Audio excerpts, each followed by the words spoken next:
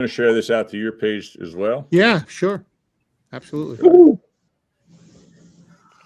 Figures it's good movie topic. So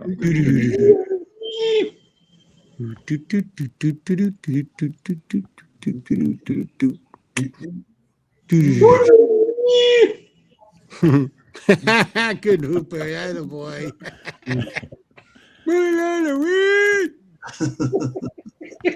Such a great movie.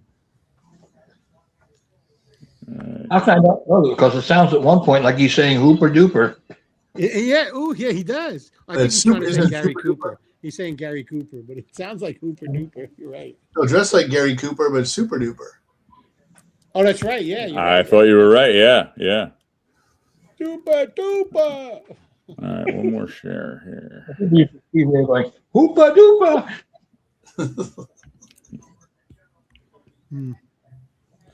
Okay, hey folks. Bing bang boom.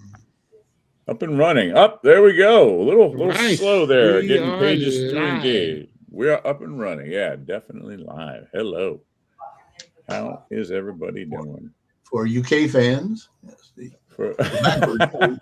yeah, that's right. Benny Hill. You should do a show. Benny Hill, there's another one. Oh my gosh. Oh man, I grew up on Benny Hill. That was so awesome. Yeah, I love Benny Hill. Incredible guy. Very cool.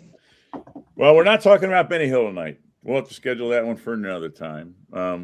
But we are talking about someone who is more so than just simply pretty cool and pretty amazing, and that is Mel Brooks. And the relevancy of Mel Brooks has kind of come back around just recently. You know, we've got a documentary on him.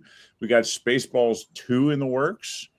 So I mean, the guy just doesn't go away. And you know, we were having a conversation earlier, and he's pretty much outlived everybody.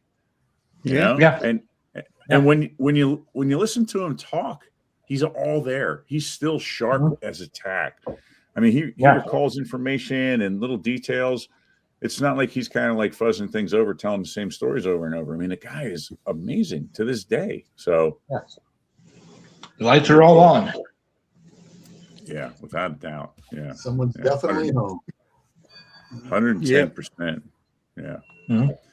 Very cool. So that's good. Yeah. I'm sorry, Hoop. I didn't catch the end of that. What'd you say? Outlives everyone except Dick Van Dyke. Yeah. That is true. Well, they're about who's older? I think Dick Van Dyke is older. Yeah, Dick is older, yeah. Dick is 100 and Mel's 99. 99. Yeah. Mel's 99, coming on 100, but Dick's 100 plus. Yeah, Dick still got all his faculties too, man. Yeah. You know, physically, he's you know. He does. God bless them, man. God bless these they made it through some rough times, man, to get here. So They really did. Yeah. I recommend Dick Van Dyke's book if you haven't read it. Yes. Whose book? Oh yeah? Yeah. Which book? Dick Van Dyke. Oh. His book, yeah. And I recommend this book. Yeah. Mel Brooks. All that. Yeah. Okay. Autobiography. Fantastic book. My Woody Allen book on my pile to read still. Chapters on every movie. So guys should check it out. Nice and thick.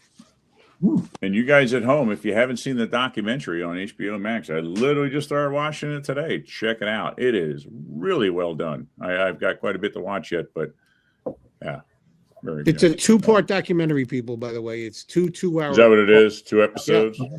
2 episodes, 2 hours each, directed by Judd Apatow and another person. I'm not sure. I don't remember who, but it'll make you realize that Mel Brooks is an actual living genius, and he's got a great life and great stories to tell. It was an amazing documentary. Yeah. We got a couple people hanging out with us.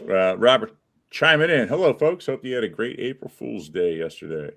Sure to check out the link I shared. Fascinating Horror Fool's Day video about Jaws. Yeah, he had sent that to me. I said, put it up across the pages. I'm sure people will enjoy that. So, speaking of Jaws, have you seen all the crap fake on Jaws remake? They're remaking Jaws, and all these websites are reporting it. I'm like, seriously, that was even before April Fool's Day. Are these guys really Unless it's a variety of the Hollywood Reporter or Deadline, it's not. Yeah. It's not happening.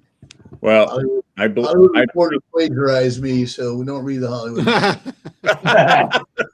Through the Hollywood Reporter, then. Boo. Right, all the way. Why not years Oh, I ago? had- Tracy Morgan told an interviewer that he and Denzel and Morgan Freeman were remaking Jaws as a joke, and people just ran with that. And I was like, no. Oh, I can imagine the outcry. He did. Of that. Oh, we had.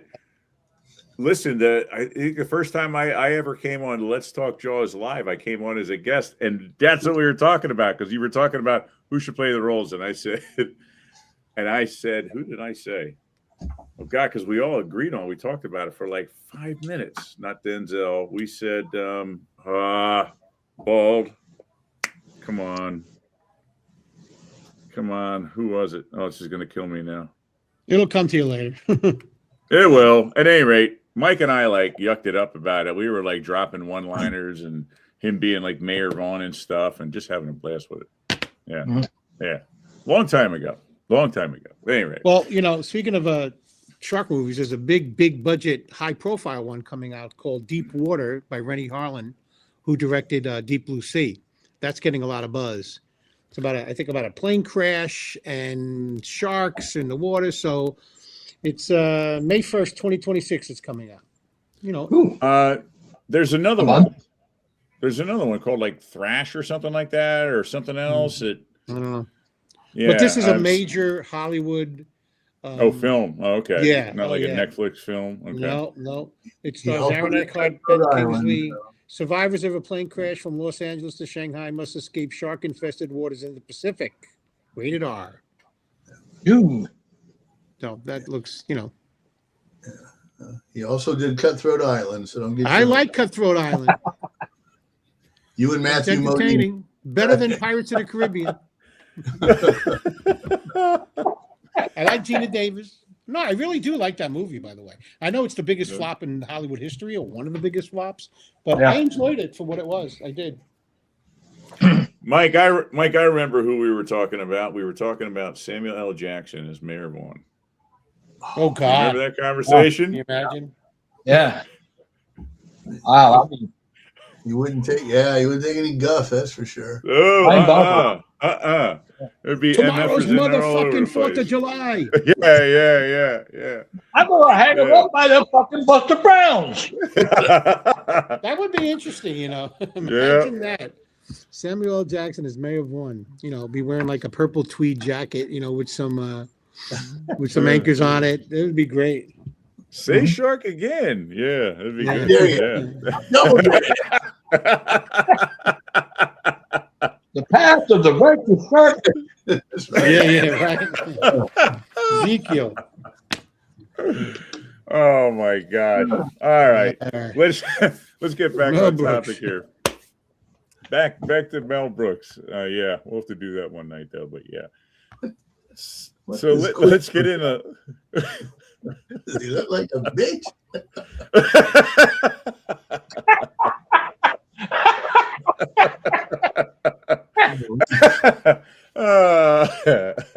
All right, here we go. Mel Brooks, guys. Here we go. I want to touch a little bit on his childhood, and chances are you guys know a lot more about him than I do. I didn't know a whole lot about him, and then I knew where he grew up and in the era that he grew up. And so he grew up Melvin James Kaminsky, born in 1926. And he's from New York. He's from Brooklyn. And he was one of, I forget, was it three or four? Three brothers, I think he had, correct? Three brothers, yeah. Three brothers, and his dad died when he was 3. And as if that wasn't tough enough, mom had to take care of all the kids. And she did it by, I think she did sewing at home. That's how she supported the entire house. But it was during the Great Depression. So if things weren't bad enough, she had to do that when the whole country was in perils. And apparently comedy kind of started out for him as a way to break up some of the not so fun times at home. And quickly kind of became the goofball and the class clown. And supposedly by the age of 6, he was at a camp in the in the Catskills, and it actually got up and kind of did like his own little performance kind of routine. I'm sure it wasn't looked upon very great, but he said that was kind of a spark that really kind of turned him on to things that, hey, I like doing this. Like, I really enjoy doing this. So kind of interesting start. So it sounds like he was a bit of a spark plug, like from the get go. There's picture of the family right there. So yeah. Yeah, he says when as soon as he got his first laugh, he was hooked, and that's what he wanted to do for the rest of his life was make people laugh. Yeah. Yeah, and Big By said by the time he was 14, he was like a busboy, and he was working hotels and stuff like that. And he would watch all these stand-up comics, and just was, he idolized them the way he said people idolized movie stars at the time. He would idolize these stand-up comedians, and I guess he worked his way up enough that he could stand in if someone didn't show up one night or something like that, that they would let him up because he would practice all the time and work on jokes and stuff. And so that kind of got him in. And on up through high school, in high school, along kind of parallel, he became a drummer. Age of 14, he took drumming lessons, not just from like the local high school drummer. He took drumming lessons from Buddy Rich, for God's sakes, who was like a jazz legend. You know what I mean? Yep. I mean, come on. It'd be like, yeah, Jimi Hendrix taught me how to play guitar when I was 14, but wasn't my first love, so I didn't stick with it. You know what I mean? And but always knew that he wanted to pursue the comedic stuff and the acting, and started to pursue that, but ended up joining the military. He and all three of his brothers were in the military during World War II, and his one brother, I couldn't tell you which one, was a prisoner of war, was caught and was at a German war camp for like 18 months. And apparently when he came home, it wasn't very good. And so he went and enlisted. He didn't get drafted. There were some pictures of him in the military, and apparently started out pretty hard-nosed guy, had some pretty tough dudes. He had to, try and dig around, find landmines and stuff like that, but quickly became known for his comedic talent, not so much just to be a comedian, but it was a very important tie to the men who were around him, because it kind of gave them like little reprieve from what was going on, from reality. And so he became very well known for it. In fact, that's a newspaper article, that talked about how important he was to the sergeant and the men that he was with. So I thought that was really, really kind of interesting. So even that showed through, even in the midst of World War II, for God's sakes. And that's pretty impressive. So, yeah. Fascinating. Really? Yeah.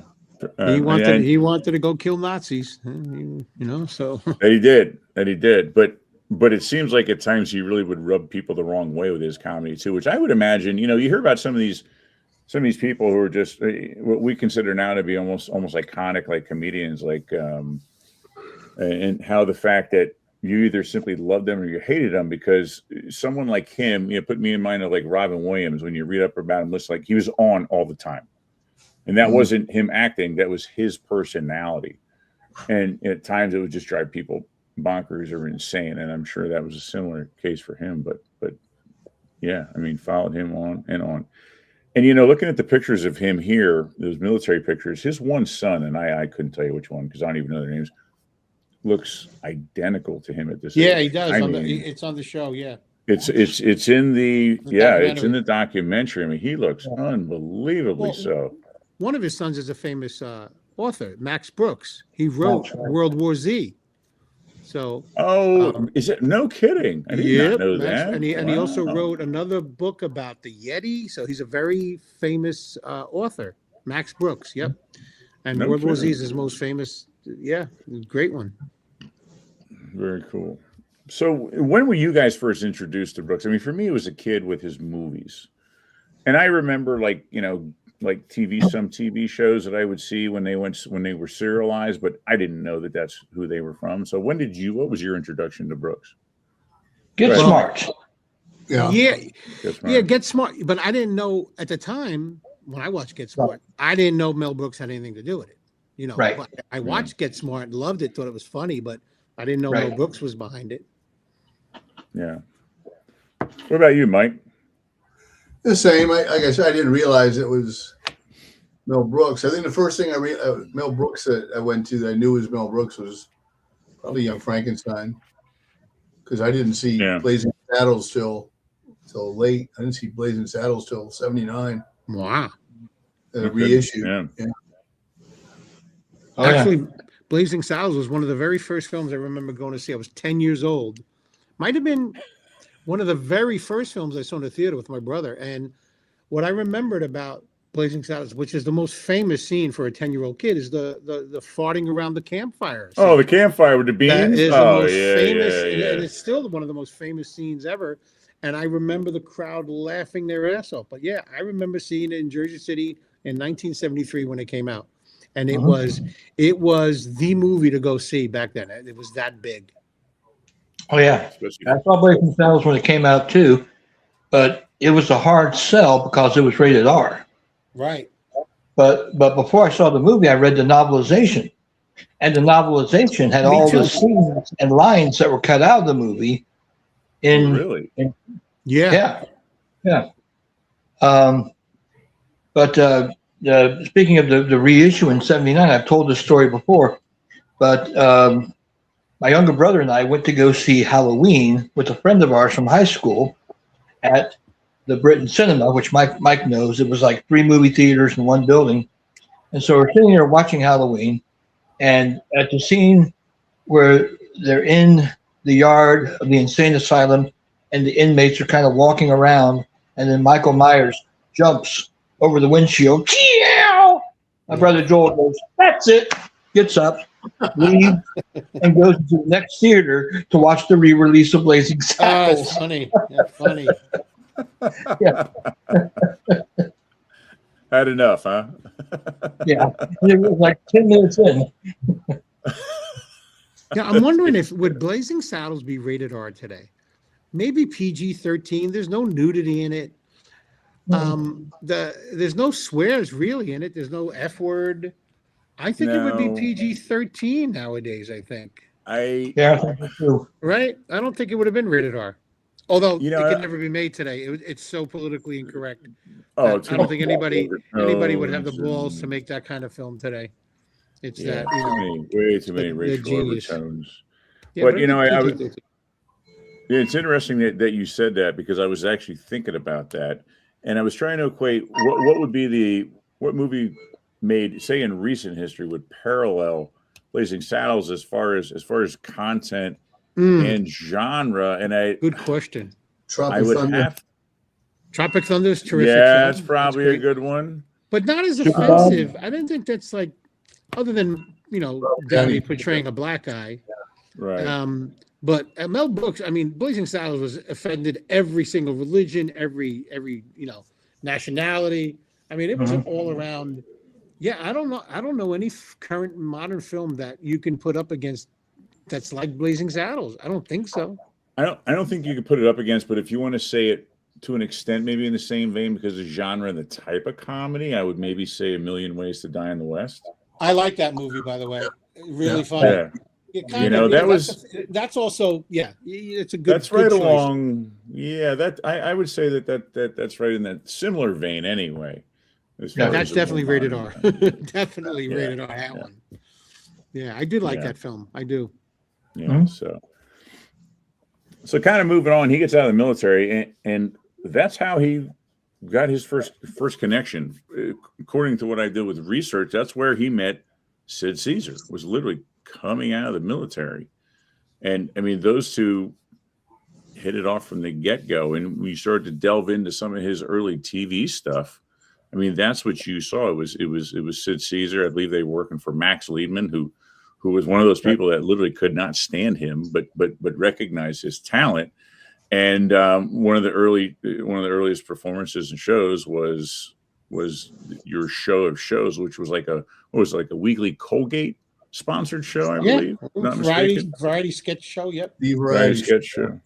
Yeah. You know, he credits Sid Caesar. He goes, there would be no Mel Brooks without Sid Caesar.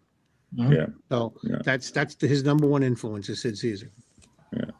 So let me pull the clip in here, and Mike, maybe we could hit on a couple of the TV shows here that you're going to showcase for us. How's that sound? Sounds good. All right, here we go. Let me pull a quick little clip in here.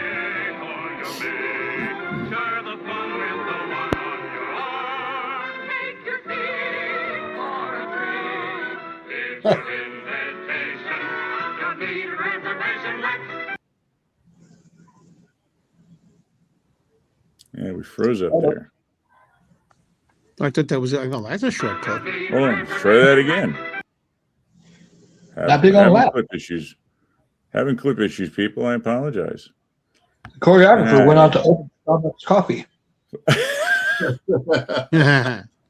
You know, I wish are those show of shows available on YouTube? I don't think I've ever seen. There's a couple full episodes, a lot of clips.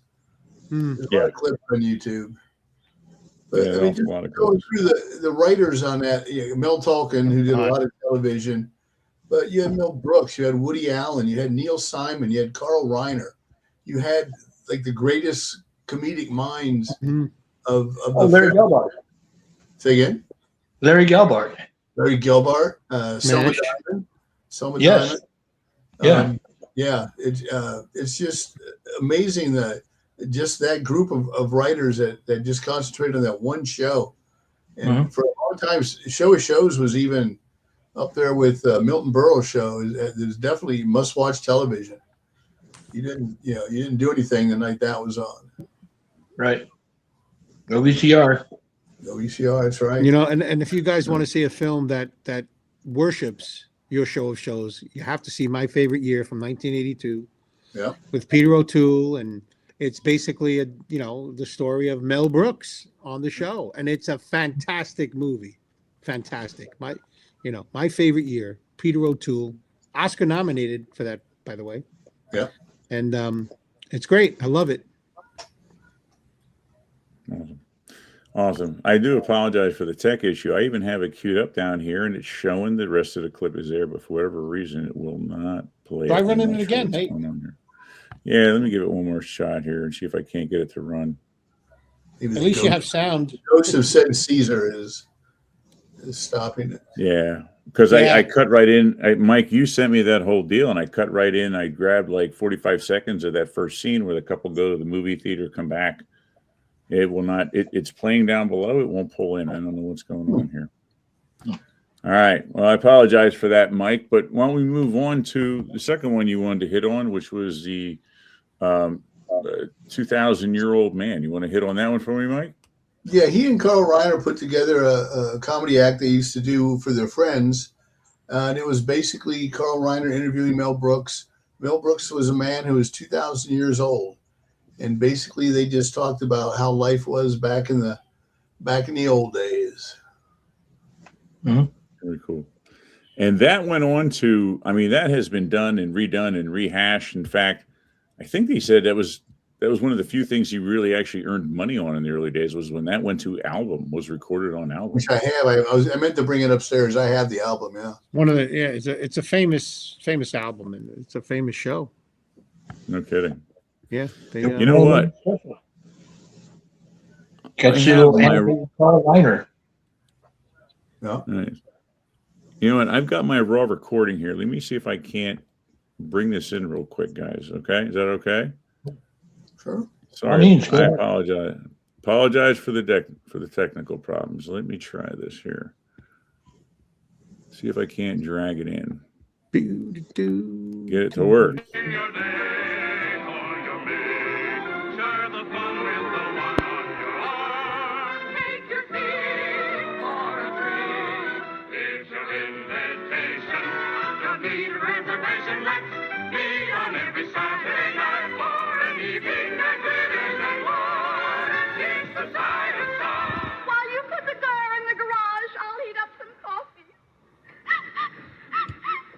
Imogene Coca. Oh, that poor girl. Oh, she suffered. Such a sad movie. Oh, and that husband of hers, how he beat her, and she a mere child bride.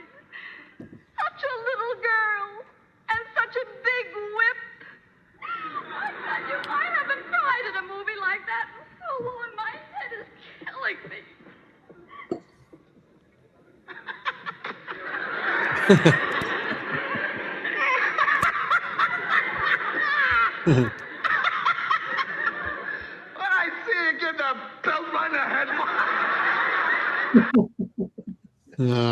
That's funny.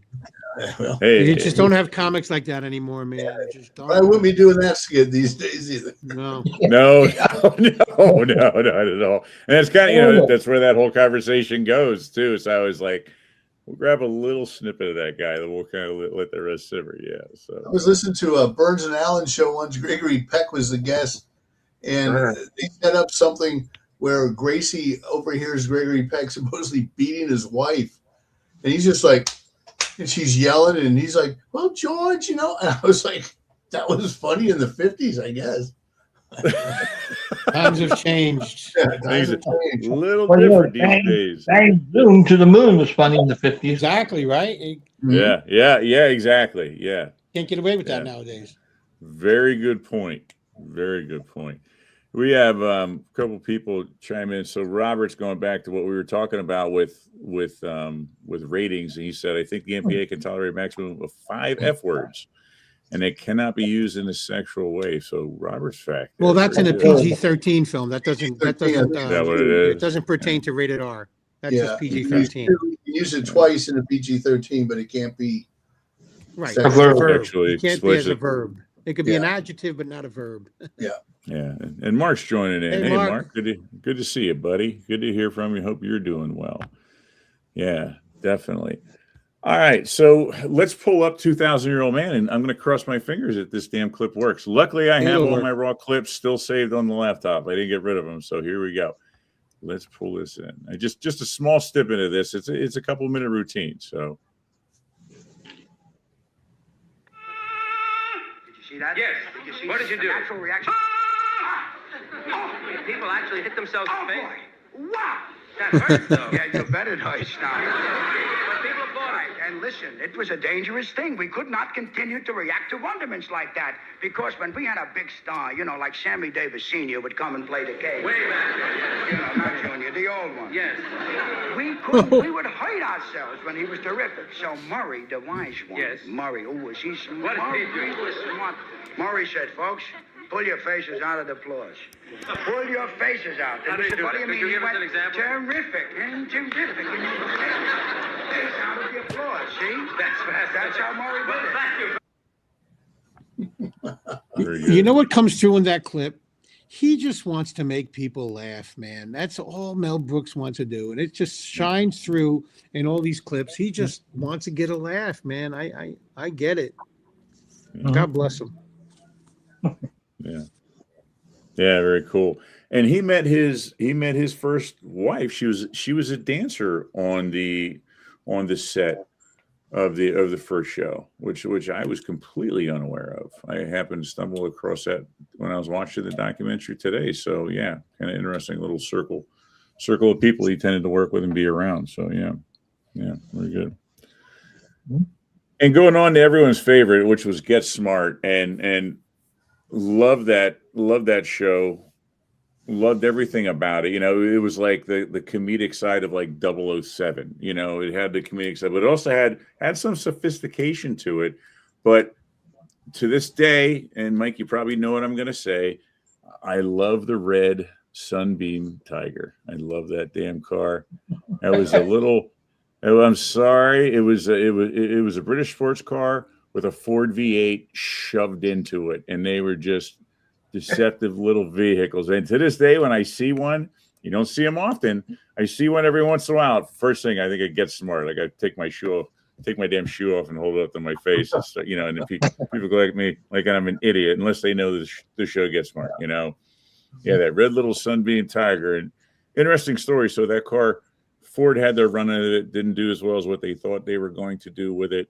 And they sold it to Chrysler Corporation. And Chrysler Corporation bought the car and unknowingly didn't have an engine that would physically fit in the car. So they scrapped the car. That's why the car never was made again. Go figure. You mean one of the execs didn't walk up with a tape measure and go, guys, we can't do this. You know what I mean? I just always struck me as being, it's kind of odd. Yeah. I just remember that great opening to that show. That with all the doors sliding and hitting his nose. And I mean, that was the 60s, right? Late 60s, mid 60s. Yeah. 67, I, I think, caught right? it. I caught it in reruns. I guess I caught it in reruns in the New York area, and yeah, it was. And I think that's the first show where he finally got to get some money. I don't think he was making money on Your Show of Shows, really, but Get Smart, I think he started to make some money, and he says that in the documentary too. Well, Mike, was that show? That show had a couple runs, didn't it? I mean, didn't that run off and on? Didn't they do a couple different versions of that up through like into the 80s or something like I think that? they brought it. They did the show, and then I want to say in 78 or 79, they did a movie called The Nude Bomb. One of the worst films I've ever seen. Yeah. Features one of the sharks, mechanical sharks from Jaws in it. I think it's 1980. What? Really? Yeah. Yeah. It's a Universal film, right? It's a Universal. I You're think kidding me, Mike. I think it got Battlestar Galactica in it. I just remember it opened up with a ripoff of the skydiving sequence from Moonraker. And it was so bad. I remember it was so disappointing because it had so much hype going into it. Don Adams was back, the Nude Bomb, it's Get Smart, and boy, was it terrible. Sorry, guys.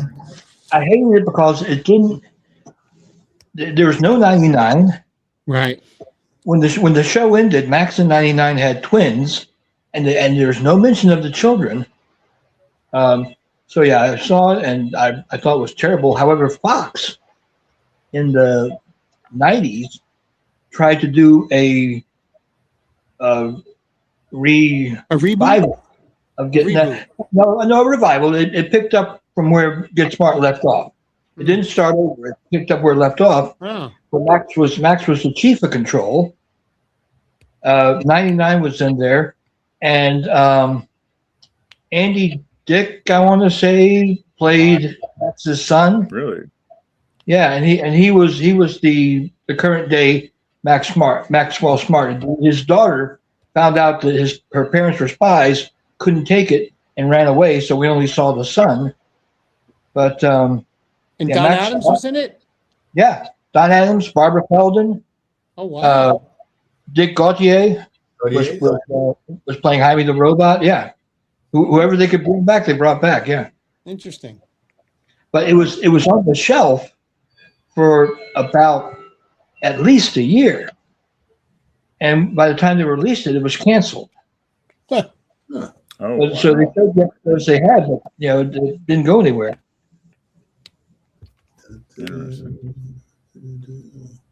Interesting. And that kind of, I would assume that's what really started to put him on the map as far as, because it seems like that's when things started to really open up for Mel Brooks. Am I right by saying that? Yeah. And he got all that, yeah. Get in some recognition and credit for what he was doing. Now, Mike, you sent me a clip to a show that I'll be honest with you, I did not even know existed. I believe John and I are the only two people that ever watched it. So what? I'm curious now. Why don't you guys? It's cool. All right. Why don't you guys tell us a little bit about it, and I'll roll out a little bit of a clip here. It's Mel Brooks's version of the Robin Hood story. Oh, All Things Are Rotten? Before Robin Hood, Men in Tights, yes. All Things Are Rotten, right? Yeah, I watched it on ABC. I watched the opening night. Yeah. So was the entire show all based off of Robin Hood, or I wasn't sure. Was it just that episode? Okay. No, so that had to be what spurred Men in Tights, maybe? Oh, I'm sure he had that in the back of his mind. Yeah. How many episodes were there of that show? There couldn't have been more than a handful. Yeah. One season. One season. Did it even go a season? I mean, I like 26 episodes? I don't even think it went that far, did it? I'm curious. I think it did half that. Yeah, that makes sense. It didn't do a full. It was like a mid-season replacement. Oh, really? Oh, so it came in. I remember the premiere and that one line where he's in front of the crowd and is like, "Hold your tongues," and they all like, typical Mel Brooks humor. Yeah. Just like, be careful, the walls have ears, and the wallpaper all had ears on it. And going through the clip, I'm going to pull up here in a second. The amount of actors I recognized in it was incredible. It was, everybody was in that show. It seemed, Yeah. I wonder, is it available, Mike? Do you know if it's We have available? September to December, 13 episodes. There you go, Okay. 13. So, I wonder if it's available like on YouTube or something, or I think the first you know what, guys? I think the first episode is available on one of the DVDs. I'm not sure which one, but I think the very first episode might be available on one of his movies. I wonder, I gotta check into that. I'm not sure, but I kind of remember that as an extra, as an extra.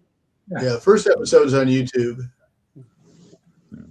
All right. Well, let me pull it in here for you guys. Once upon a time when things Oh my God! Remember that song? just food, but also cake. Everybody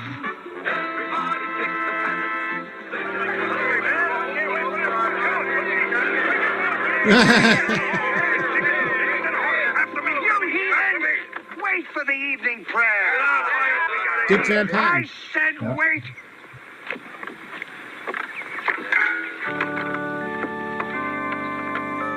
We graciously thank you for what we are about to receive. Amen. Amen. Fall for that every time. Enjoy. That's the doctor from Love Boat. Where's the Yep. man? Where's Mr. Bell. Robin? Pass the salt, would you please, Fred? And you asked the question, why is this man our leader? Ellen, please. Oh my God, that canned laughter.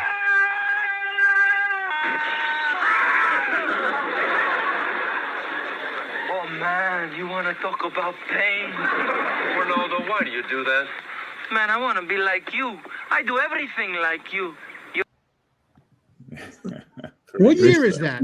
76, 77? What is that? We were in junior high, so 75 or 6. So, Yeah. Very cool. Very So cool. that's after Young Frankenstein. Yeah, okay. yeah. Yeah. Yeah, that just makes me want to watch it. It looks so funny. And you know what? I went off on a tangent about the Sunbeam Tiger. I never played the damn clip of Get Smart. So that's strike two for me here tonight. Play. I grabbed a part from the very first episode, and it was something that I thought was just novel in the way it was done, both because of what it was, you'll notice it is, and also by watching what was distorting them in the beginning. So here we go. Well, shouldn't we activate the cone of silence? Are we going to silence? Yes. All right, Max. Hodgkins, Yes, sir. activate the cone of silence. The cone of silence. Oh, come on. Why is this stalling out on me? You know what? I got backup. I apologize, guys. Something's going on here tonight, but it's okay. Go with the backup. Were they, you know they were what? all in color. Mike, weren't they all in color, guys? I didn't know they were No, black there and it white. was black and white, bud. I think first season That was black and white. Really? A lot of shows, Yeah. their first season was black and white, and if they got renewed, then they'd kick in the money to make it color, because black and white shows, your costumes didn't have to be as ornate. Right. You didn't have to worry about colors. Everything was, Yeah. All right, here I've got it back up. Thank God I keep it back up. Here we go. We'll try it again. I don't know why they're stalling out, but they Well, are. shouldn't we activate the cone of silence? The cone of silence? Yes. All right, Max. Hodgkins, Yes, sir. activate the cone of silence. The cone of silence? I love the way the plastic distorts their faces when they go back and forth. First of all, how much?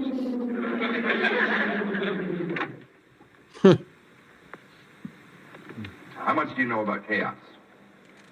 What did you say, sir? What? Chaos. Oh, chaos. Yes, of course. Well, that's an international criminal organization that was founded, I think in 1957. How's that? What? 57. Agent 57 is in Hong Kong. Hong Kong. What about Hong Kong? What? Hong Kong. Why are we talking about Hong Kong?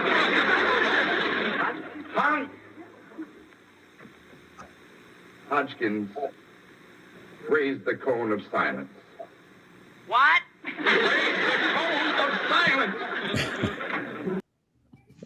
That's funny. And that followed through even into the remake movie with Steve Carell. The Cone of Silence was in the damn movie. I mean, awesome stuff. Did Incredible Mel stuff. Brooks write all the shows, or was he a co-writer? I forget. Was he a Was he a Buck creator? Henry had a lot of input on it. They created it. They had a lot of input on it. Did he create the show with Yes. someone Buck else? Henry. Buck Henry. Okay, great. There you go. Okay, that's great. Buck Henry, boy. And The the royalty of the comedy royalty that he's associated with is just astounding. And the co-creator on When Things Were Rotten, they turned the page where you could see it was Norman Steinberg, who also wrote On Your Show and Shows, and who also wrote the movie My Favorite Year. Oh, wow. That's wow. great. No kidding. Yeah. Interesting. Kicking them out. Here, we'll throw some other ones out. I think Valley, I think you had one for a little bit earlier there too. And we got a Mike's fact in there. And we even had a Hooper's fact in there earlier too when we were hitting through some there. So good stuff, guys. Wow. Very nice. We're all about That's why the I hang out. That's why I hang out with you guys. I come to get educated. So yeah, one of these days I'll get past third grade. We'll see. It's been a long time. Yeah.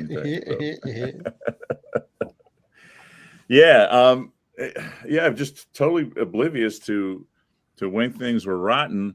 And then there was a couple of other ones that I saw that at least he had his hands in that were even later. What was the one? The Nut House. You guys ever heard of the Nut House? It was in the 80s. Yeah. Apparently he had his hands in. Cloris Leachman was in. That's all I remember. Yeah. It's just stuff I never knew existed. You're too young, Nate. You're a kid compared to us. I mean, it was, I was high school at the time, so I would have been aware. I mean, I definitely knew his movies. But yeah, it just kind of blew me away that those things came out. Even, like Val and I, you were talking earlier, the History of the World Part 2, which was 2023, for God's sakes. Right. I had no inkling of it, or at least I think if I would have gone back and watched it because we all were huge fans of the first one, So. It wasn't as good. Yeah, he had minimal input into the second one. He directed the first one, which we'll talk about the film. We'll talk about it, but yeah, it's yeah, very interesting. Cool. Well, we thought we'd delve a little bit into the films, just a few of the films here tonight before we wrap things up. We're going to be coming around for a part 2 on Mel Brooks because we haven't even started talking about films yet. We've only been talking about TV appearances and early life tonight, so we'll dive into a couple things here and hang it up. And I have a fun little clip at the end here for you guys. And if we do have time, unfortunately, I'm a huge Office fan, as you guys know. I have a Steve Carell clip from the remake, or from the movie remake of Get Smart. I might show at the end. It kind of, I think, played Agent 99 pretty damn good, for a modern take on things. But at any rate. Yeah, let's delve a little bit into some of the films. Now, his first film was The Producers. Is that right? Yes. Yeah. And it's a great film, and it won his first Oscar for screenplay. And it's famous. His acceptance speech is famous because when he went up to the podium, he's like, "I'm just going to tell you all what's in my heart right now." Ba-bump. Ba-bump. Yes. Ba-bump. Okay. Yeah. And it's I watched it recently, and it's a really good short film, 90 minutes, and Zero Mostel gives a great performance, and Gene Wilder's amazing in it. When he freaks out over his little blanket, and it's actually a really smart movie about how if you make a disaster, you can make money from a disaster more than you can from a failure of a film. So it holds up pretty well today, and it's a great film. I want to say the plot, I think, lends itself more to a modern audience than anything. I mean, think about the time period, and here's a movie about two guys trying to plot to find the worst freaking possible show you could ever do, so no one gets paid, so they can walk away with all the money. I mean, it just sounds like something you would see today. It really does. It's come on, Springtime for Hitler. I mean, who thinks? I know. Look at how genius is that? The words to that song is just that whole sequence is fantastic. It's just Well, and even in the remake, which was done really well, it's still certain parts just didn't hold up as well. Like I thought, when you're watching like the audience reaction to what's going on stage with that whole skit, and you look and everyone's like, except for the Reich helmet in the background, he's like, oh, I'm loving this. And when you watch the remake of it and you watch the audience, they're like half embracing it. And Will Ferrell, Will Ferrell, who plays the German in that one, as funny as he is, he just doesn't quite pull it off. At least I didn't think he did. Here's a little tidbit. The Producers Broadway show was extremely popular and fantastic. It did crazy money. The film was a flop. Yeah, the Producers, the remake was a flop. I watched it and I was disappointed, to tell you the truth. It works better as a Broadway play than it does as a movie. So for the remake, had any of you guys seen the Producers on Broadway at all, or the play? No, I missed it. I wish I could have. I know people that did see it and they loved it. It was like the hot ticket when it was playing. I've got the cast recording. That's about it. Do you really? Yeah. And he won the Tony for that. Remember, Mel Brooks is an EGOT. He has the EGOT. So that's another, and he won the Tony for that. He won an Emmy for, he won obviously the Oscar for, the Producers. I got the cast recording. I got the sheet music on my piano. Let's pull a clip in for that. I'm just going to draw straight from my laptop because I'm not trusting when I preloaded tonight because it just does not seem to be working. You're jinxed because of your prank before, Nate. That's what it is. You got to admit, though, that was a good one, man. It was. That was a good one. Talk about it later. All right, let me pull in a quick clip of the Producers. Here we go, guys.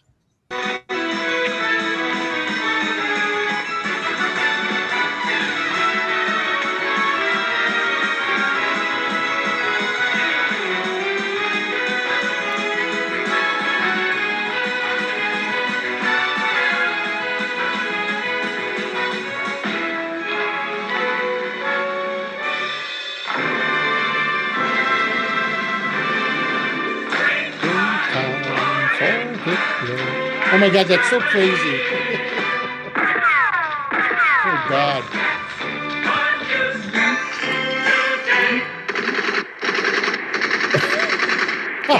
The reaction is priceless. Look at him.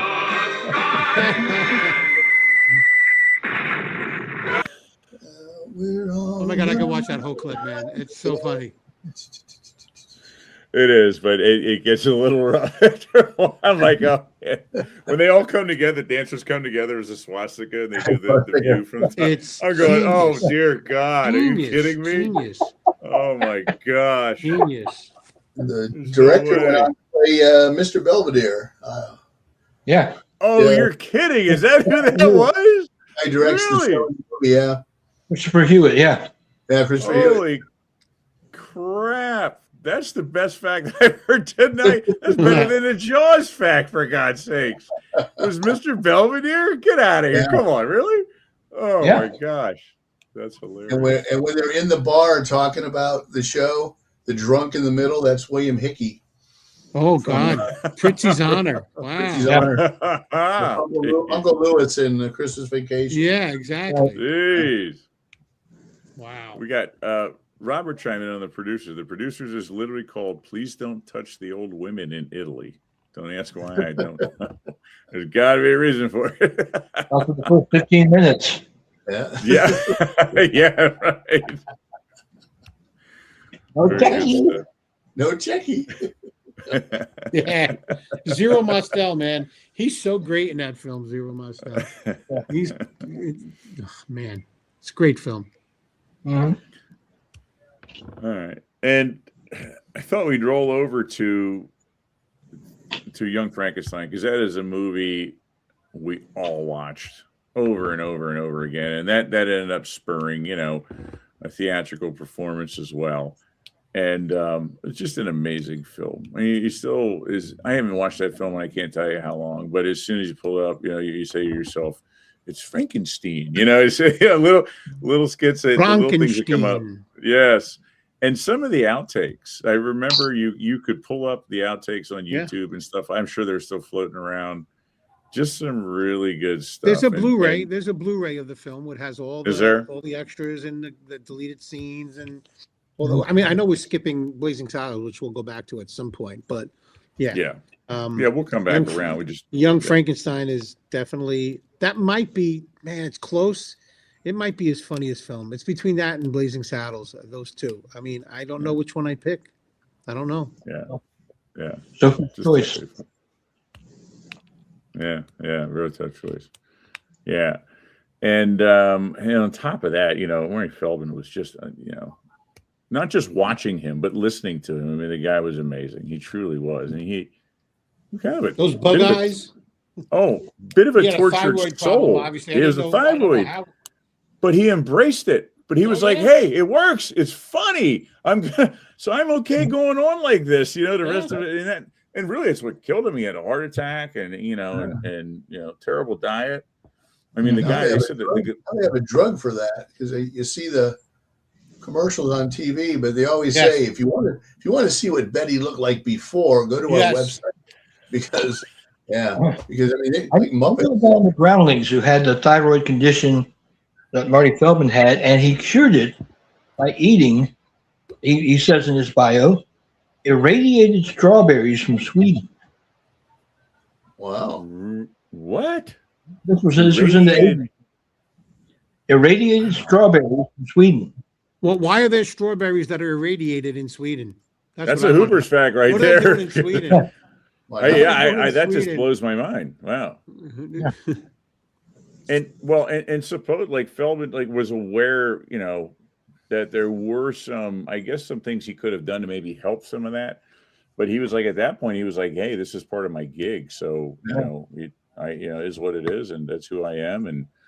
And horrible. I mean, the guy lived on like cigarettes and coffee. They said he would go through like half a carton of cigarettes a day and just pound coffee. And it's probably what ended up killing him, I would assume. But Mel Brooks is on record calling Marty Feldman, and I quote, the most complicated human being I've ever met. No Interesting.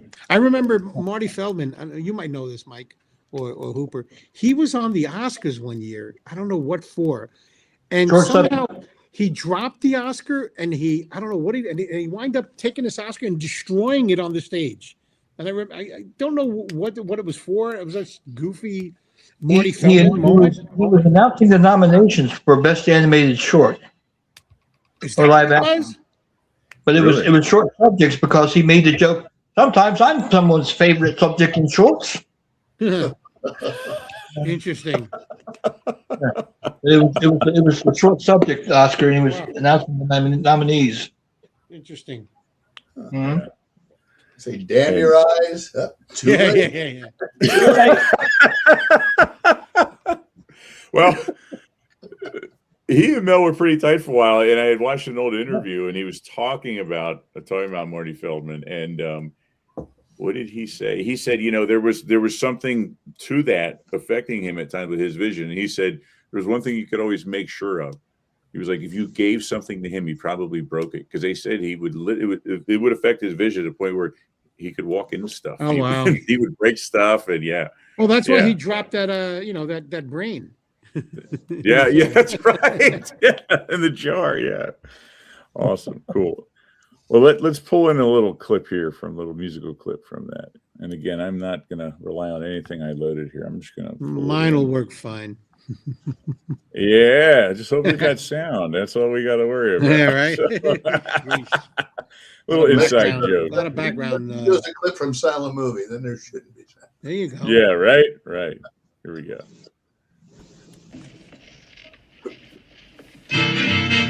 If you're blue and you don't know where to go to, why don't you go where fashion sits?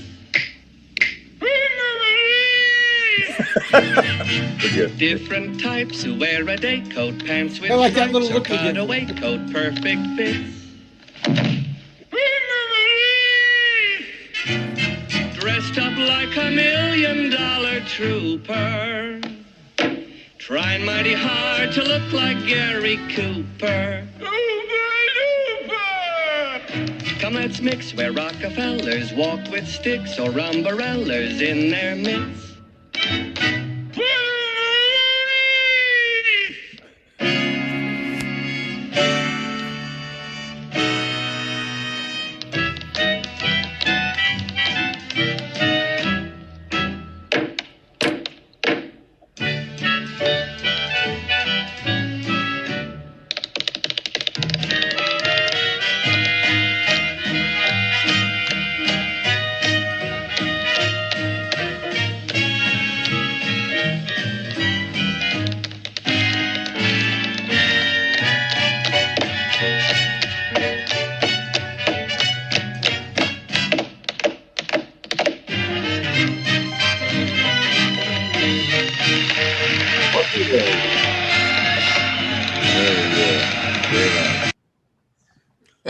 Now, let me tell you a little story about that sequence. Mel Brooks did not want that in the film. He hated it. And Gene Wilder really pushed hard for that to be in the film. And Mel Brooks let him put it in. And after he saw it, Mel Brooks like, you were right. I was wrong. It works fantastic. And it's one of the most classic scenes in the film. Yeah. Yeah. Well, and I have to confess that as a kid, man, I was just in love with Terry Garr in that movie. I just thought she was. She never looked better than she did in that film, man. I'm telling you, she was just, man, yeah. Gorgeous. Joe Alves dated her for a long time. Did he really? He had Come on. Alves gets around. That guy gets He around. got rid of, but he left Carla for Terry Garr. Oh, did he? Really? Dear God, Mike, what do you do? Keep these in a pocket in a pair of jeans, or what do you do? This is incredible tonight, buddy. You're pulling these out left and right. Yeah. Joe Alves dated her. You're kidding me? Come on. Dear God. Well, yeah, she's terrific in that film. You know, it's got a great supporting cast. I mean, think about it. Peter Boyle, Terry Garr, Cloris Leachman. You know, I mean, Kenneth Mars, fantastic in it. I mean, it might be my favorite Mel Brooks film, man. I mean, it's, you know, I love Cloris Leachman's line. Yes, he was my boyfriend. I mean, she's like, sounds so weird, but it's so funny. Mm-hmm. Yeah. I did not clock that was Gene Hackman the first time I saw it. Yeah. Oh, yeah. It's hard to make him out. Hard to make him out. Yeah. I don't think he has a credit. He did it no, for he's free. not credited. I don't credit. think. Yeah. He was genius in it. And that last line was ad-libbed. Like when he says, I was going to make espresso. Yeah. Ad-libbed. Yeah. Great. Oh, my God. I want to go watch that movie now. I'm going to go watch it tonight. And Peter Boyle, you know, years ago, my wife would watch, what was it, the World According, or whatever, Raymond show, the World According, Raymond. And I was, but Peter Boyle was awesome. He was like the loose cannon of the show. He was just, you know, absolutely loved him. Yeah. Even then, I mean, if it wouldn't have been for that, I couldn't watch that show, but I would just for his one-liners were just hysterical, you know, the stuff that he would pull out. I mean, made you wonder how much of his stuff was scripted and how much of it they were like, just run with it, say what you want to say, you know, and let it go. So yeah. Peter Boyle was best man at Yoko's wedding. Say that again. Peter Boyle was the best man at John Lennon and Yoko Ono's wedding. Wow, Hooper's facts. Yeah. Dear God, guys, come on, you're killing us here. This is impressive. Tonight. Then going back to Raymond, the guy who produced it with Ray Romano, John Lennon was the best man at his wedding. Oh, wow. Kidding. God, it all comes together. Man, it's a good thing I'm not keeping points tonight. You're losing my ass in there. I normally am anyway, but tonight's no different. Tonight's it's like superpower, me losing my ass tonight, so it works out. I mean, all the laboratory scenes use the same laboratory set from Bride of Frankenstein, I think. From Bride of Frankenstein, yeah. So it was, I mean, 1974, think about that. It's 52 years ago, and that film still holds up today. I mean, his films, some of them are dated, but they're dated in a good way that, you know, it's a warm, you know, nostalgic feeling when you watch these films, I think, you know, and they just, oh, sure. Absolutely. It's just so great. You know, he is a living genius. Yeah. Well, gentlemen, I think we found a pretty good place to hang our hat. We do have one or two other clips, some movies, but I think we're going to hold on to them until next time. And we're just about hitting out that hour mark, and really delved in some really good stuff. And this was a serious education for me, trying to prep for this show, and then hearing some of the stuff that you guys have been sharing with me, and just have that much more respect for him, who is beyond being a comedic genius as a person. But no matter what you see, no matter what decade it was, what he was doing, that bit of his personality that I've seen in my research and everything, from the time that he was a little kid, even till now, see him doing like these Spaceball 2 promotions and stuff, it's still there. And he still has that spark, and he's still trying to be a little bit edgy or pull something a little over on everyone. And almost at the expense of shocking people, or perhaps being okay with the fact that this is going to turn some people off. But you know what? It's okay. It's funny, and you have to be able to laugh at things. And I came across a clip. He was talking about when he got his star on the Walk of Fame. And he played a little prank, and that's how we're going to hang it up here tonight. So I'm gonna bring that in, and it's a short clip, but it's funny as hell. I don't know what else to say about it other than it's hilarious. And I'm going to bring that in, and that's going to kind of wrap us up here tonight, fellas. So let me grab this and bring this in. And I mean, my God, everyone's howling just listening to him. And I cut it off as soon as we just on account of time, but the whole place just erupted listening to him tell this story about what to many people is a very important and a very endearing time in their life. And to him, he treated it like anything else. If he could get a laugh out of it, he was going to do it. So here we go. It was brilliant. Yeah, very brilliant. I was thrilled, and today, to help yourself. Yeah. Sorry, guy, I got to skip ahead here. Today I was honored, literally honored by the Chinese theater asking me to put my hands and feet, my name and date in cement alongside all these great stars. Legends, this is fantastic. And I am now part of it. I wanted to do something just, a little different. I didn't know what. So I got another finger.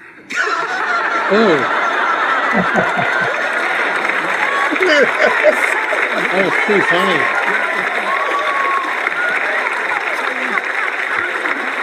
That's pretty good.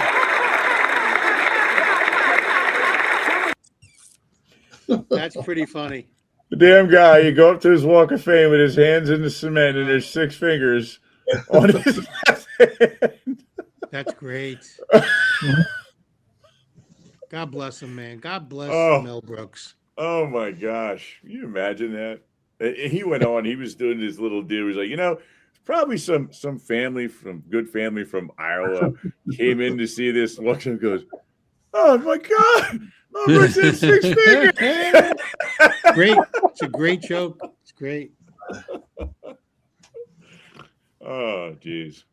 But yeah, I had to share that. I thought they were going to kind of hit the pause button on that. We're going to come back around for round 2 of this. We're going to delve into his movies and a little bit of, some of like the remake and some of, his ability to last and still be relevant. There's a lot more we can go into his movies. His life with Anne Bancroft, his shows. There's plenty to go over.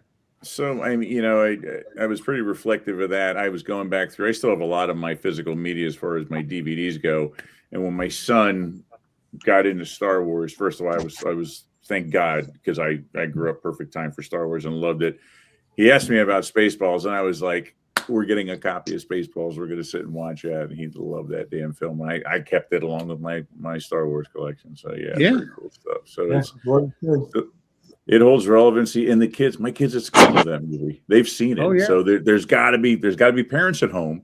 They're big fans of some of his stuff still. And you're talking about people that are in their 30s. You know what I mean? So it had to be passed down, still more or less family heirlooms or family time spent watching some Mel Brooks movies. So pretty cool stuff. Yeah. Awesome. Very cool. All right, guys. Well, want to thank everyone for coming on and hanging out with us tonight and spending a little time. Hopefully had a couple laughs. And stay tuned because we'll be coming back around. Nick Hathaway saying, hey, guys, thanks for joining us tonight as well, buddy. And Hey, all Nick. you guys join us at home over on YouTube and across the pages. We will be back in a couple weeks to bring around part 2 of this. So see you next week with a Let's Talk Jaws live show. All right. Cheers, everybody. Have a good Thank weekend. you very much. Happy Easter. Happy Yes. Easter. Happy Easter. Happy spring break. Happy Passover. Whatever it is, hope it affords you a little bit of downtime, a little time to sit down, maybe relax, spend some time with people you enjoy. All right? All right, guys. Jesus, a lot of eggs. Ooh, that sounds good. Wait. So how does that work? If he sees his shadow, it's 6 more weeks of winter. Is that how that works? Is that what it is? Something like that, right? I got that right? Yeah. All right, guys. Have yourselves a good one. We'll see you later.